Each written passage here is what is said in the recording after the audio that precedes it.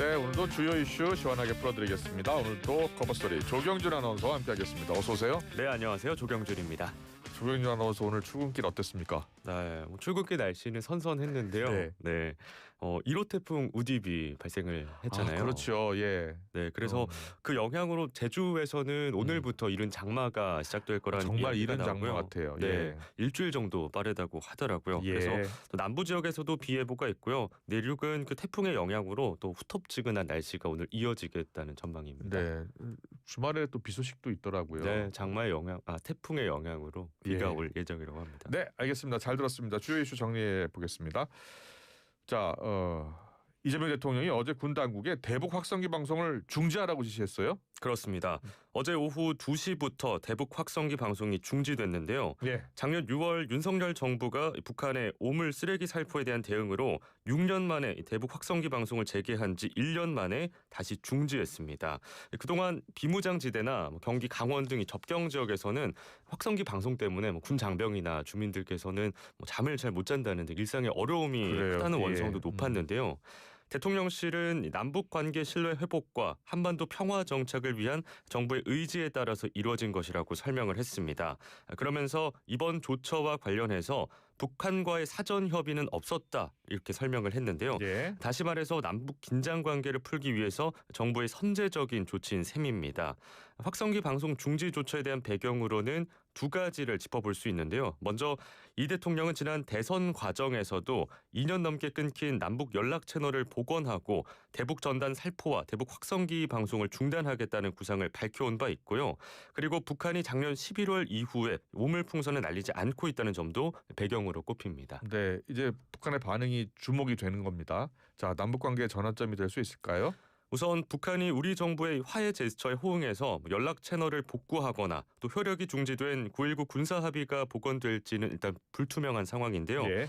정부가 어제 선제적인 조처를 했지만 북한은 아직 대남 확성기 방송을 중단하는 등 상응하는 조처를 취하지 않고 있습니다. 그래요? 예. 또 정부도 중단이 아닌 중지라는 표현을 사용한 만큼 향후 북한의 도발 상황에 따라서 확성기 방송을 재개할 가능성도 열어뒀고요. 다만 당장은 아니더라도 향후 남북 관계가 대화 국면으로의 전환 계기가 마련될 때 분위기를 부드럽게 하는 요인이 될 걸로는 보입니다. 네, 남북 관계가 일단 더 개선됐으면 좋겠습니다. 워낙 지금 냉랭하니까요. 자, 국민의힘이요. 법원 앞에서 규탄 집회를 열었어요.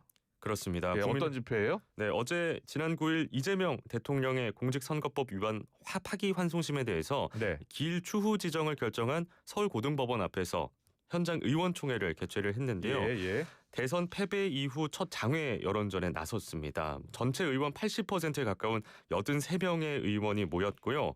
이 자리에서 야당은 법원이 이 대통령과 관련한 2개의 재판 일정을 잇따라 연기한 데 대해서 강하게 비판했습니다. 예. 김용태 비상대책위원장은 대한민국이 법치 국가로서 기능해온 원리와 원칙에 따라서 재판을 계속 진행해야 한다면서 이 대통령의 권력 목적이 오로지 사법 리스크 방탄이었음을 적나라하게 드러났다고 지적을 했고요. 권성동 원내대표 역시 민주당이 사법부를 권력이나 법, 힘으로 억누를 수 있을진 모르지만 민주주의를 영원히 무너뜨릴 수 없다 이렇게 비판했습니다. 네. 자, 이 법원이 이 대통령의 재판을 연기한 것에 대해서 검찰이 항고를 해야 한다 이런 주장이 나온다고요? 네, 맞습니다. 야권에서는 법원이 재판 일정 연기의 근거로 든 헌법 제84조 해석과 관련해서 네. 검찰이 대법원에 항고해야 한다고 주장을 하는데요. 다시 말해서 재판부의 결정과 관련해서 상급 기관인 대법원의 법 해석을 받아야 한다는 얘기입니다. 예. 다만 법조계에선 현행법상 이런 방식으로 재판부에 불복하는 게 허용되기 어렵다고 분석을 하고 있는데요. 그 이유는 형사소송법상 항고는 법원의 결정에 대해서만 가능한데 기일 지정은 재판장의 소송 지휘권 행사로 일반적인 결정으로 해석하지 않기 때문입니다. 네. 그래서 검찰이 형사소송법상 이의 제기를 하는 방법도 거론이 되는데요. 검찰이 재판기일 추후 지정한 데 대해서 이의 신청을 한 다음 만약 재판부가 이를 받아들이지 않는 결정을 한다면 여기에 대해서 항고한다는 겁니다. 네. 다만 이 경우에도 법원의 관할 또는 판결 전 소송 절차에 관한 결정에 대해서 즉시 항고를 할 수 있는 경우를 제외하고는 항고를 하지 못한다라는 이 규정에 따라서 항고가 어렵다는 다는 분석도 나오고요. 또 헌법재판소의 개인 자격으로 헌법 제84조에 대해서 헌법 소원을 낸 청구인들도 있습니다. 헌재는 일단 각 지정재판부에 배당을 하고 청구 적격성 검토에 들어갔는데 네. 사실상 각하 가능성이 큽니다. 음. 헌재법에 따르면 법원의 재판과 판단 등은 헌법 소원의 대상이 될 수 없기 때문입니다. 네. 그렇군요. 국민의힘 이야기 좀 더 들어볼까요? 국민의힘이 어제 의총을 오후 2시에 열기로 했는데 개최 40분을 앞두고 취소가 됐어요. 어떤 일이 벌어진 겁니까? 네, 취소의 모습을 보이면서 6.3 대선 패배 이후에 이 예. 진로를 놓고 내부 갈등이 점차 증폭되는 모습인데요. 예.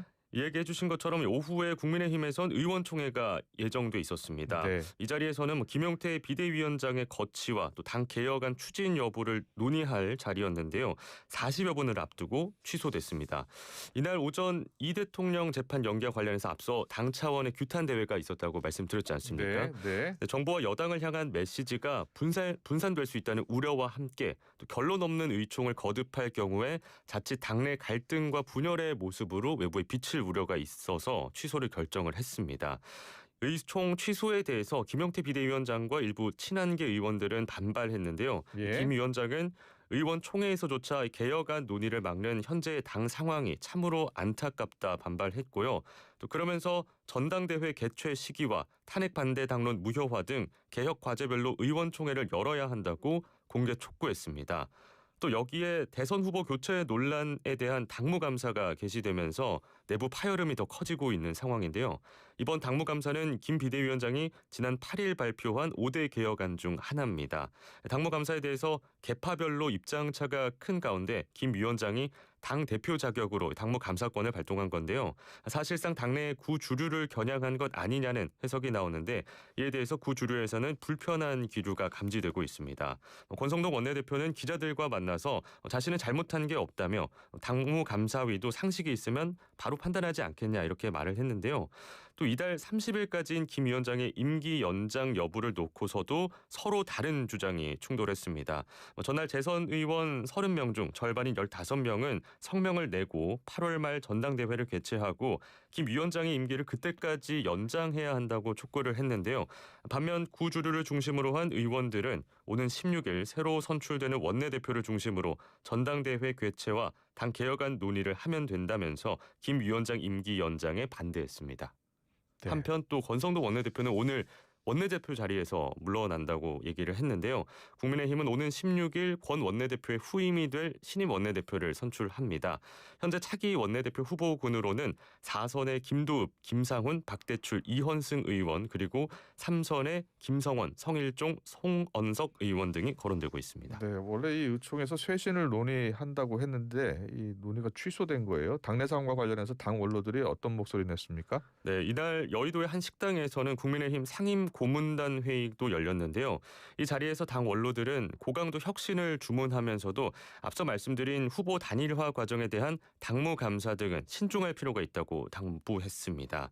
비공개 회의에서 상임 고문들은 당이 해체 수준까지 각오하고 전면적 혁신에 나서야 한다는 데 의견을 모았는데요. 또 앞서 김 위원장의 이 쇄신론에 대해서는 당내에서 의견이 갈렸지 않습니까? 상임 고문들은 이 자리에서 당대표를 선출하는 전당대회는 가급적 빨리 치러야 한다는 전제 아래 김 위원장이 직을 유지해야 한다는 게 바람직하다 이 의견이 다수였지만 대선 후보 단일화 과정에 대한 당무 감사와 또 탄핵 반대 당론 무효화에 대해서는 신중할 필요가 있다고 이야기를 했습니다. 네, 국민의힘 국내 당 움직임 상황까지 들어봤고요. 자, 그리고 주가 이야기 해볼게요. 새 정부 들어서 지금 연일 주가가 계속 오르고 있습니다. 네. 코스피가 어제 2,900선을 돌파했고요. 3년 5개월 만이라고요? 네, 맞습니다. 새 정부에 대한 기대 심리가 반영된 오름세로 보이는데요.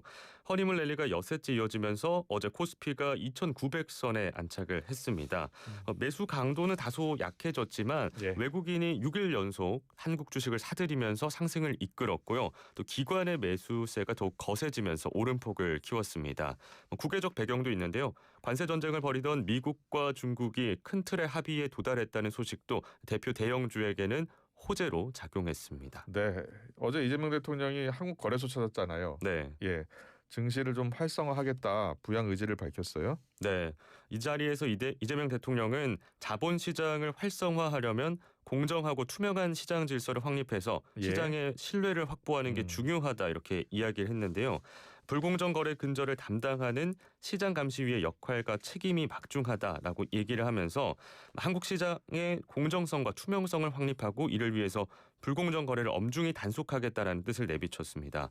또 그 방법으로는 주가 조작 등 불공정 거래에 대해서 원스트라이크 아웃제를 도입하고 부당 이득의 과징금을 물려서 환수하는 등 불공정 거래 행위자에 대해서 엄벌할 거라고 얘기를 했는데요. 또 이 대통령은 한국 주식 시장에서 장난치다가 패가 망신한다는 걸 보여주겠다 이렇게 강하게 얘기하기도 했습니다. 네. 또 주식 시장을 이 부동산 시장에 버금가는 대체 투자 수단으로 만들겠다고 강조하기도 했는데요. 그 방법으로는 배당을 많이 하는 기업에 투자하면 투자자의 배당 소득세율을 깎아주는 방안을 주식시장 활성화 대책으로 이야기를 했습니다. 이는 민주당 이소영 의원이 발의한 소득세법 개정안 내용인데요. 배당 성향이 35% 이상인 상장법인의 배당 소득에 대해서 별도 세율을 적용하는 내용입니다. 네, 여기까지 듣겠습니다. 오늘의 커버스토리 조경준 아나운서였습니다. 고맙습니다. 네, 고맙습니다. 울림이 계속되는 모든 것들을